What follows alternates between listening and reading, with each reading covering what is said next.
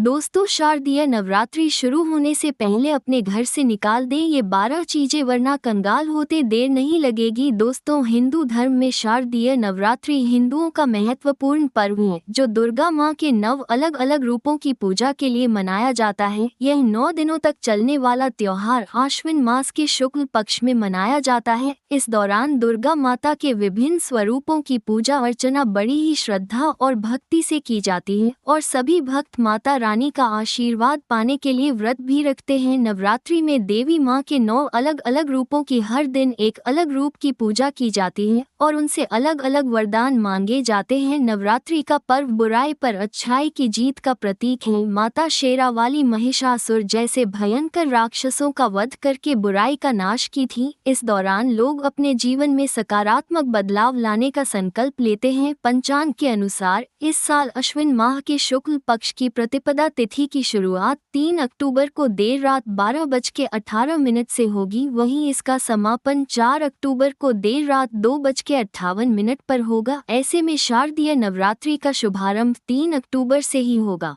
मान्यता है कि इन चीजों को घर से निकाल कर फेंक देने से मां दुर्गा की असीम कृपा प्राप्त होती है। तो आइए जानते हैं दोस्तों, कौन सी हैं वो वस्तुएं जिन्हें नवरात्रि शुरू होने से पहले अपने घर से निकाल देना चाहिए। परंतु वीडियो में आगे बढ़ने से पहले यदि आप भी चाहते हैं माता शेरावाली का आशीर्वाद आप पर सदा बना रहे तो वीडियो को एक लाइक जरूर करें और आपके अपने अद्भुत ज्ञान गंगा चैनल को सब्सक्राइब जरूर कर लें और कमेंट बॉक्स में सच्चे मन से जय मां शेरावाली अवश्य लिखें। तो आइए जानते हैं। नंबर 1, टूटी झाड़ू। हिंदू धर्म में झाड़ू को लक्ष्मी का प्रतीक माना गया है। अगर घर में टूटी झाड़ू पड़ी हो तो नवरात्रि शुरू होने से पहले घर से बाहर निकाल देना चाहिए। नहीं, लक्ष्मी माँ का अपमान देख दुर्गा माँ दुष्ट हो सकती है। टूटी झाड़ू घर में रहने से वास्तु दोष भी लगता है और नकारात्मक ऊर्जा आती है। नंबर 2, फटे पुराने कपड़े। कहते हैं जिस घर में साफ सफाई पर ध्यान नहीं दिया जाता उस घर के सदस्यों से माता लक्ष्मी सदैव नाराज रहती हैं।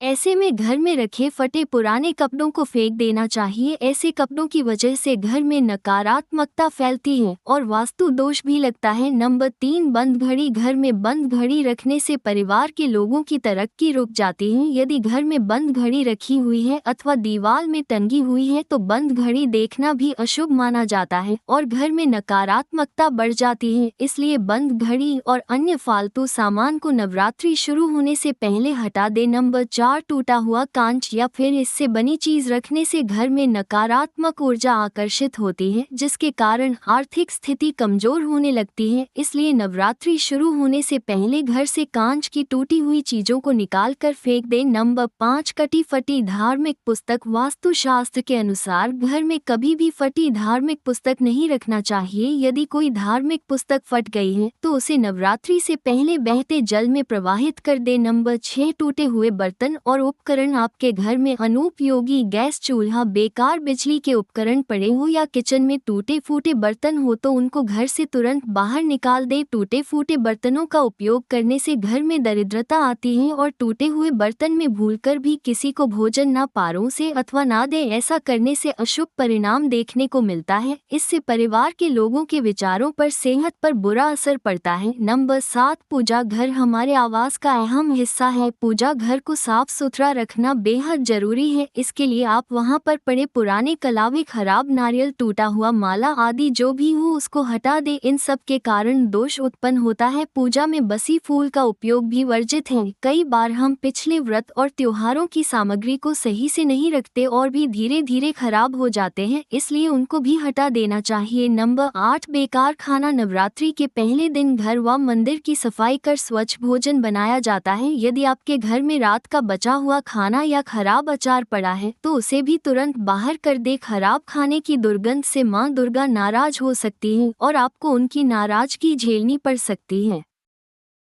नंबर 9 कूड़ा कचरा। घर में गंदगी हो तो माता रानी नहीं आती है। ऐसे में नवरात्रि की शुरुआत से पहले घर से सभी तरह का कूड़ा कबाड़ हटा देना चाहिए और घर को साफ रखना चाहिए। नंबर 10 मूर्तियां तस्वीर। शारदीय नवरात्रि के दौरान घर में सकारात्मक माहौल रहना चाहिए। ऐसे में इस दौरान घर से देवी देवताओं की खंडित मूर्तियों या तस्वीर हटा देना चाहिए, क्योंकि यह नकारात्मकता पैदा करती है। साथ ही यह घर में वास्तु दोष का कारण भी बनती है। ऐसे में कहीं नदी या तालाब में विसर्जित कर सकते हैं। नंबर 11 लहसुन और प्याज के। नवरात्रि के दौरान सात्विक भोजन करने की सलाह दी जाती है और लहसुन प्याज खाने की भी मनाही होती है, अन्यथा आपको नवरात्रि के दौरान कोई लाभ नहीं मिलता। ऐसे में कोशिश करें कि घर में लहसुन प्याज न लाएं। इसके साथ ही जो फूल लंबे समय से सूखे हुए हों नवरात्रि से पहले घर से बाहर निकाल देना चाहिए, क्योंकि इस अशुभ माना जाता है। नंबर 12 सूखे पड़े फूल। रोज पूजा करते समय भगवान को हम फूल चढ़ाते हैं। ये फूल कुछ दिनों में सूख कर बेकार हो जाते हैं। ऐसा माना जाता है कि नवरात्रि शुरू होने से पहले इन फूलों को किसी नदी या तालाब में प्रवाहित कर देना चाहिए। शारदीय नवरात्रि में करें ये काम। एक माँ दुर्गा को लाल रंग बहुत पसंद है। लाल रंग को समृद्धि,